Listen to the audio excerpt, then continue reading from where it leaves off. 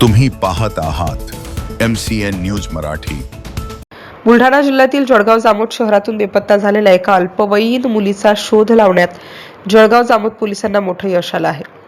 तांत्रिक तपासाच्या आधारे पोलिसांनी थेट देशाची राजधानी दिल्ली गाठून मुलीची सुटका केली असून तिला पळवून नेणाऱ्या आरोपीला सुद्धा अटक केली आहे। सदर पीडित मुलगी शिक्षणासाठी आपल्या आजोबांकडे जळगाव जामोद तालुक्यातील वडशिंगी येथे राहत होती।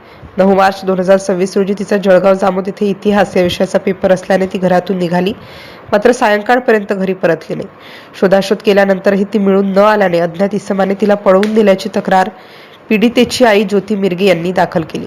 या प्रकरणी 10 मार्च रोजी जळगाव जामोद पोलीस ठाण्यात अपराध क्रमांक 193/2026 कलम 137(2) भारतीय न्याय संहिता BNS अन्वये गुन्हा दाखल करण्यात आला होता। गुन्ह्याचे गांभीर्य ओळखून जिल्हा परिषद अधीक्षक निलेश तांबे, अप्पर पोलीस अधीक्षक श्रेणिक लोढा आणि उपविभागीय पोलीस अधिकारी आनंद महाजन यांनी तातडीने तपासाचे आदेश दिले।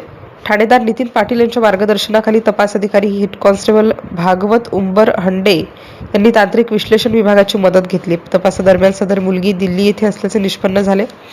मिळालेल्या गोपनीय माहितीच्या आधारे 17 मार्च रोजी पोलीस पथक दिल्लीकडे रवाना झालं। यामध्ये पोलीस हेड कॉन्स्टेबल भागवत उंबर हंडे, पोलीस कॉन्स्टेबल गणेश हाडे, पोलीस कॉन्स्टेबल सचिन राजपूत या पथकाने दिल्ली पोलिसांच्या मदतीने हजरत निजामुद्दीन रेल्वे स्टेशन परिसरात सापळा रचला। यावेळी तिच्यासोबत तिच्याच गावातील सुपडा चंद्रमोहन लादे हा तरुण मिळून आला।